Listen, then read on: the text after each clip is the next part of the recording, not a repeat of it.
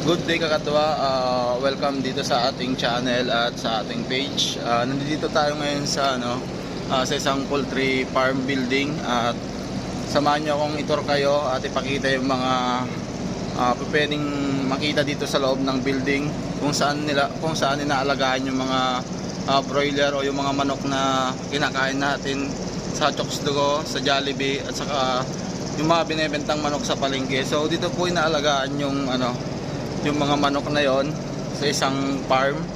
So nandito tayo ngayon sa isang building na kung tawagin ay tunnel bed building. At itong building na to ay kompleto na po rito. So sa mga farm kakadwa may iba't ibang uri ng building. At ito ay isang tunnel bed. May mga exhaust fan at parang sabihin na lang natin meron siyang aircon, unlike sa mga ibang kulungan ng manok na conventional lang, nasa basar o yung kawayan lang. Ito meron siyang automatic na po yung mga kainan at saka yung inuman niya. At ito ipapakita ko sa inyo po kakadwa yung mga makikita dito at magkaroon po kayo ng idea sa mga pag-aalaga ng manok. So bali nandito tayo para itur kayo kakadwa. So ito nga po, nasa loob tayo ng building at naglalakad tayo. Galing tayo kanina sa dulo, kabilang dulo, at papunta tayo dito sa dulo kung saan makikita natin yung exhaust fan o yung nagpo-produce ng hangin dito sa loob ng building. Ayan. Kasi papakita ko po sa inyo kakadwa. So bali nandito tayo sa dulo kakadwa, kung saan makikita natin yung mga exhaust fan, yung mga fan na malalaki at merong 12 na exhaust fan. Ayan po. At ito yung makikita dito sa dulo ng building. At ito po yung exhaust fan na nagpo-produce ng hangin para lumamig dito sa loob ng building. Ayan. Ayan po. So dahil may exhaust fan, kailangan din ng yung magme-maintain ng lamig sa loob ng building. Mamaya ipapakita ko sa inyo yung cool pads niya. Bali magka-partner yan, exhaust fan at saka yung pinaka cool pads na nagme-maintain ng hangin dito sa loob ng building. So ayan po yung exhaust fan na kadwa. At itong mga nakikita nyo na pahaba na linya hanggang sa dulo, na may mga inuman at kainan ng manok yan. So bali itong linya na to, ito yung tinatawag nilang drinking line. At dito dumadaloy yung tubig na iniinom ng mga manok dito sa loob ng building.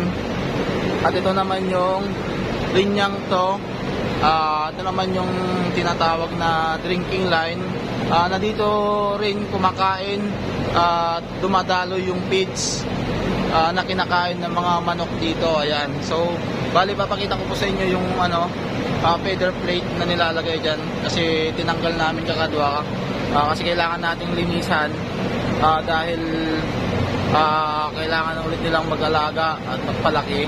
Kailangan linisan ulit itong building para maganda yung pagpapalaki nila sa mga manok. Ayan.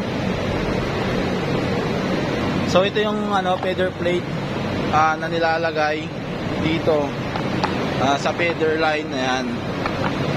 So saan ba dumadalo yung mga feeds? Mamaya ipapakita ko sa inyo kung saan nilalagay at dumadalo yung feeds doon sa tinatawag na doon sa may dulo. Ipapakita ko sa inyo kung saan nanggagaling yung feeds. Itong mga linya pa lang, itong mga to kakadwa ay naka-automatic yan. May makina yan sa dulo. Ito wala to kasi tinanggal nila. Ayan, mapansin niyo po yung makina yan. Yung makinang yan po yung nagsisilbi na paikutin, kasi merong barena yan sa loob na mahaba. Umiikot dyan, pumupunta yung feeds na sinusuplayan yung mga feeder line. Ayan. So yan po. So bukod doon kakadwa, yung building nga pala ay may ilaw. Natural lang yan, kailangan kasi ng ilaw ng manok para kahit umaga, gabi, kahit anong oras makakain yung manok. Kasi mas kumakain yung mga manok kakadwa kapag may ilaw. Pero depende pa rin sa diskarte ng nag-aalaga. Kasi may iba't ibang diskarte din. Yung ibang nag-aalaga o yung ibang farm manager, nagbabawas din sila ng ilaw para ma-maintain naman yung consume ng magagamit na pets o yung pagkain ng manok. Ganun din. So may kanya-kanya tayong diskarte sa pag-aalaga. So tsaka na lang natin itatapikin kakadwa. Bali, ituturo ko lang kayo dito sa loob ng building para may idea naman kayo kung paano inaalagaan yung manok sa isang tunnel bed. Ayan po. So bali itong tubo naman to kakadwa, ayan, diretso yan. Dyan naman dumadalo yung gas na ginagamit nila para sa heater, para kapag sisiw pa lang po yung mga manok kakadwa, kailangan ng heater yung ating mga sisiw para hindi sila lamigin hanggang sa lumaki siya konti. At ito, ipapakita ko po sa inyo yung heater.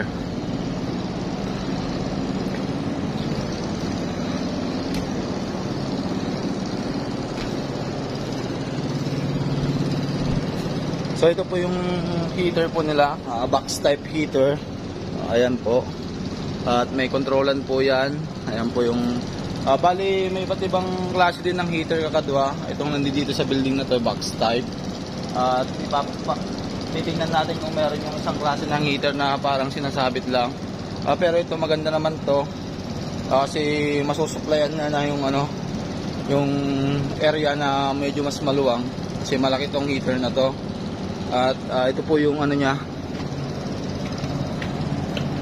Yan yung controller niya. Ayan po. Controller ng heater. At ituturo ko pa kayo para makita natin yung ibang bagay na makikita rito sa isang building. So ayan.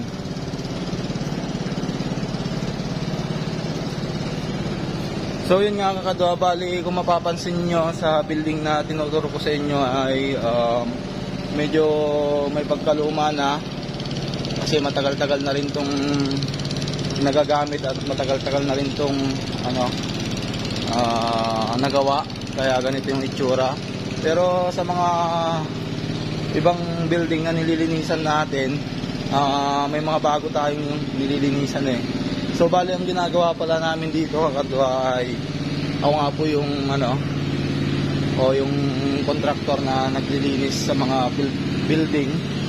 At kinokontak nga pala tayo para maglinis sa isang sa mga poultry farm. At tayo naman po ay kumukuha ng sarili nating tao at sila po yung naglilinis. So ngayon ito, nandito po tayo para i-check ko kung okay na po yung nalinisan. At ito nga, nakatapos na po sila ng isang building. At ituturo ko po kayo para makita nyo po yung sa loob ng building. Ayan.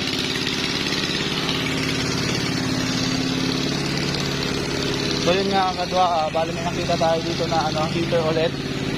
Ayan. So ito po yung heater. Ayan. Ayan, yan po yung heater na isa pang klaseng heater na sinasabit lang. At yan po yung nagpapainit sa mga sisiw na inalagaan dito sa loob ng building. Ayan. Yan po. So kanina yung pinakita ko sa inyong box type na heater din po yon. Ito ganyan yung sinasabit lang. Pero sa mga ibang poultry building, pwede rin po yung mano-mano, yung cooling lang po, pwede rin po yun. Pero ito nga, dahil high-tech na yung ibang farm, papakita ko po sa inyo lahat.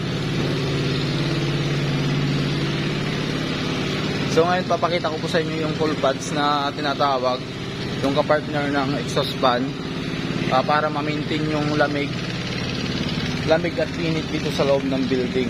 Ayan. So ayan po yung full pads ng building. Pasensya na po kayo kakadwa kasi medyo may pagkaluma na talaga itong building na to. Ayan. So bali may dumadaloy po na tubig dyan na parang sa aircon. Ayan. Ayan. Tapos dumadaloy po yung tubig dyan. At yun naman exhaust fan yung humihigop para lumamig yung hangin. papunta rito sa harapan, papunta doon sa dulo. Ayan po yung kaya sinabi ko magka-partner po yung exhaust fan at saka itong cold pads.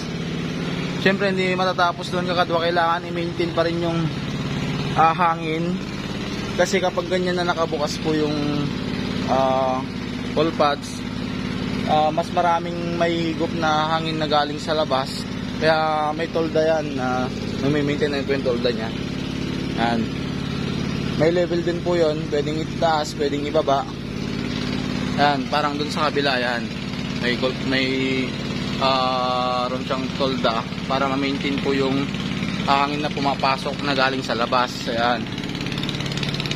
So ito naman kakadwa, yan, yung mini hopper na tinatawag.